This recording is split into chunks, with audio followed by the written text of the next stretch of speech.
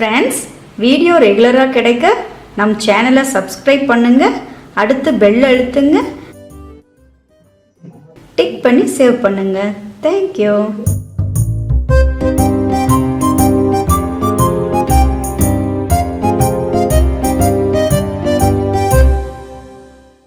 Hello friends, welcome to our home.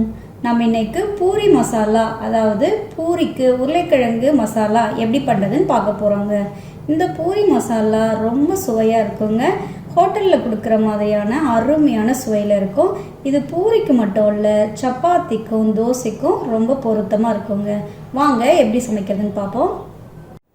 உருளைக்கிழங்கு மசால் செய்கிறதுக்காக உருளைக்கிழங்கை எப்படி சூஸ் பண்ணலான்னு பார்க்கலாங்க. ரொம்ப குட்டியாக இருக்கிற உருளைக்கிழங்கை வச்சு நம்ம மசால் பண்ணுறப்போ அந்த உருளைக்கிழங்கு மசால் கொஞ்சம் வழவழப்பு தன்மையுடையதாக இருக்குங்க. அதனால் உருளைக்கிழங்கை கொஞ்சம் சைஸில் பெருசாக நல்லா திரண்ட உருளைக்கிழங்காக பார்த்து நம்ம எடுத்துக்கலாங்க. இந்த பூரி உருளைக்கிழங்கு மசாலா செய்யறதுக்காக 2 பெரிய உருளைக்கிழங்கு நல்லா சாஃப்டாக வேக வச்சு தோல் உரித்து எடுத்து வச்சுருக்கோங்க. இதை லைட்டாக உடச்சி எடுத்துக்கலாம்.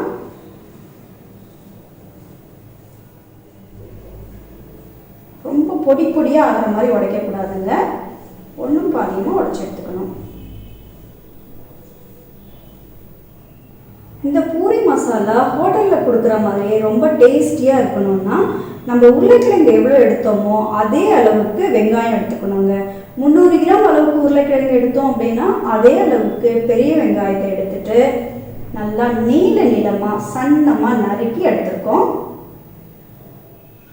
பூரி மசாலா செய்கிறதுக்கு 1 டீஸ்பூன் அளவுக்கு கடலைப்பருப்பை நல்லா கழுவிட்டு 1 மணி நேரம் தண்ணியில் ஊற வச்சு எடுத்து வச்சுருக்கோங்க. நம்ம ஸ்ட்ரைட்டாக கடலைப்பருப்பை எண்ணெயில் போட்டு வறுக்கிறப்போ அது கோல்டன் கலர் மாறிடும்.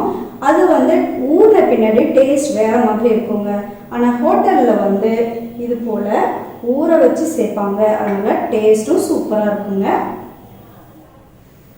பூரி மசால் செய்கிறதுக்கு நம்ம இன்னைக்கு 2 டேபிள் ஸ்பூன் அளவுக்கு கடலை மாவு எடுத்துருக்கோங்க. எவ்வளோ கடலை மாவு எடுத்துருக்கோமோ அதே அளவுக்கு, அதாவது 2 டேபிள் ஸ்பூன் அளவுக்கு பால் எடுத்துருக்கோம், சாதாரண பால். இப்போது இந்த கடலை மாவு கூட 2 டேபிள் ஸ்பூன் அளவுக்கு மட்டும் பால் சேர்த்துக்கலாங்க. அதிகமாக சேர்க்க வேண்டாங்க, டேஸ்ட் மாறிடும்.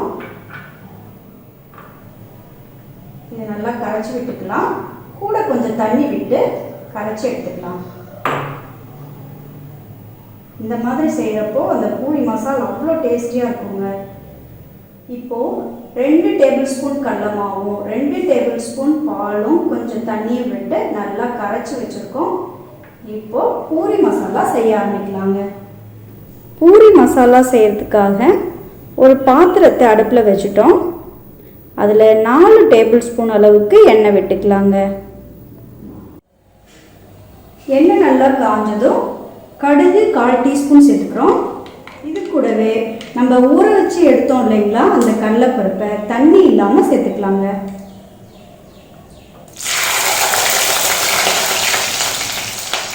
கடலைப்பருப்பு நல்லா முருகலாக வர வரைக்கும் வறுத்துக்கலாங்க. கடலைப்பருப்பை இந்த மெத்தடில் தாளிக்கிறப்போ பொன்னிறமாலாம் வராதுங்க, ஆனால் நல்லா கிறிஸ்பாக இருக்கும். பாருங்கள், கடலைப்பருப்பு நல்லா ஃப்ரை ஆயிடுச்சு. கடலைப்பருப்பு நல்லா ஃப்ரை ஆயிடுச்சுன்னா இது போல் மேலே அழகாக வந்துடுங்க. இந்த டைமில் ஃப்ளேம் சின்னது பண்ணிவிட்டு 2 சிட்டிகை சோம்பை கரகரப்பாக இடித்து சேர்த்துக்கலாம். இது கூட நம்ம நறுக்கி வச்ச வெங்காயமும் சேர்த்துக்கலாம்.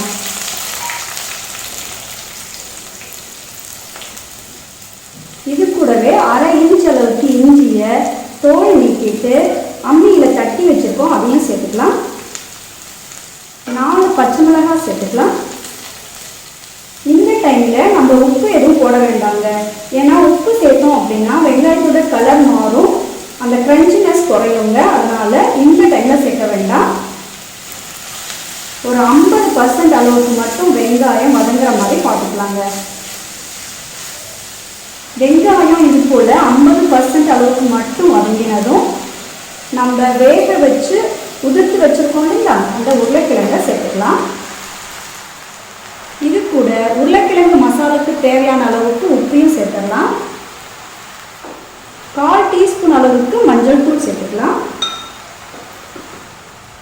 எல்லாத்தையும் நல்லா மிக்ஸ் பண்ணி விட்டுட்டு இன்னும் ஒரு 2 நிமிஷம் வதக்கி விட்டுக்கலாங்க. அந்த மஞ்சள் தூளோட பச்சை வாசம் போட்டு வதக்கிக்கலாம். ரொம்ப நேரம் வதக்க வேண்டாங்க, லேசாக வதக்கினா போதும். வெங்காயத்தையும் உருளைக்கிழங்கையும் லேசாக வதக்கின பின்னாடி இப்போது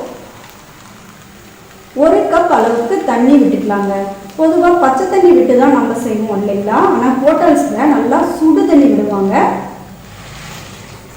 அப்போ தான் வெங்காயம் வந்து ஓவர் குக் ஆகாமல் ரொம்ப சூப்பராக இருக்குங்க. இது நல்லா கொதிச்சு வரட்டும். பாருங்கள், மசாலா நல்லா கொதிக்க ஆரம்பித்ததும் நம்ம கரைச்சி வச்சோம் இல்லைங்களா கடலை மாவு, பால், தண்ணீர், அதை விட்டுக்கலாம். நல்லா மிக்ஸ் பண்ணிவிட்டு இன்னும் ஒரு 3 நிமிஷம் கொதிக்க விடலாங்க.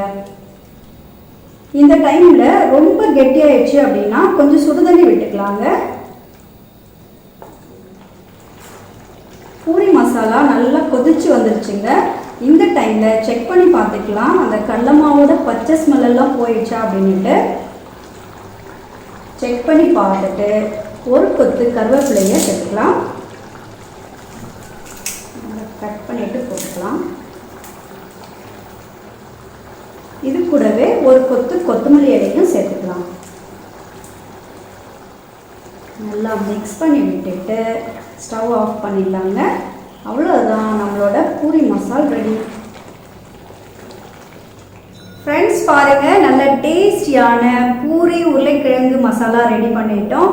இது நல்லா சுட சுட பூரியோடையும் சாஃப்டான சப்பாத்தியோடையும் முருகலான தோசையோடையும் ரொம்ப சூப்பராக இருக்குங்க.